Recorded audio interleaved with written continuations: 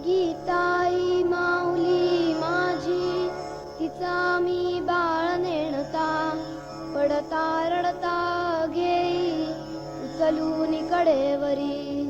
आप सभी को जय जगत। मेरा नाम अनन्या भूषण सुरजू से, नासिक महाराष्ट्र से। आज दिनांक 30 अक्टूबर, गीता प्रवचन अध्याय 16। हमारे अंतकरण में एक और सद्गुण तो दूसरी ओर दुर्गुण खड़े हैं। उन्होंने अपनी व्यवस्थित व्यूह रचना कर रखी है। सेना में जिस प्रकार सेनापति आवश्यक है, उसी प्रकार यह भी सद्गुणों ने एक सेनापति बना रखा है। उसका नाम है अभय। इस अध्याय में अभय को पहला स्थान दिया गया है। यह कोई आकस्मिक बात नहीं, जानबूझकर ही इस अभय शब्द को पहला स्थान दिया गया है।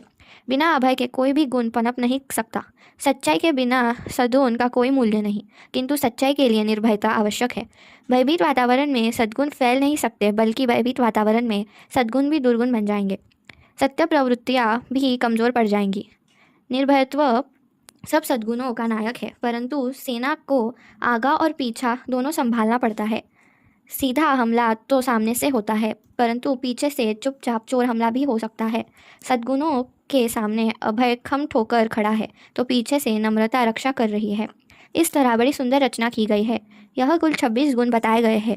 इनमें से 25 गुण प्राप्त हो जाए और यदि कहीं उसका अहंकार हो जाए, तो पीछे से एकाएक चोर हमला से सारी कमाई खो जाने का भय है।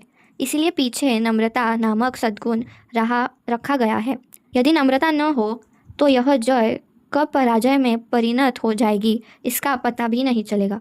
इस तरह सामने निर्भयता और पीछे नम्रता को रखकर सब सद्गुणों का विकास किया जा सकेगा। इस दो महान गुणों के बीच जो 24 गुण रखे गए हैं, वे सब अधिकतर अहिंसा के पर्यायवाची है। ऐसा कहा जा सकेगा, भूदया, मार्दव, क्षम, शांति, अक्रोध, अहिंसा, अद्रोह, ये सब अहिंसा के ही दूसरे नाम हैं।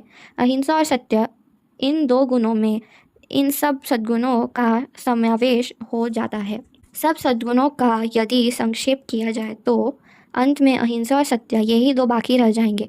शेष सब सद्गुण इनके उधर में समा जाएंगे। परंतु निर्भयता और नम्रता की बात अलग है। निर्भयता से प्रगति की जा सकती है और नम्रता से बचाव होता है। सत्य और अहिंसा, इन दो गुणों की पूंजा लेकर निर्भयतापूर्वक आगे बढ़ना चाहिए।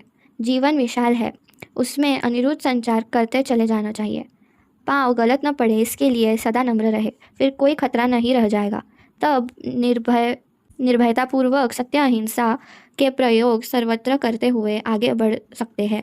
तात्पर्य यह कि सत्य और अहिंसा का विकास निर्भयता और नम्रता के द्वारा होता है। धन्यवाद।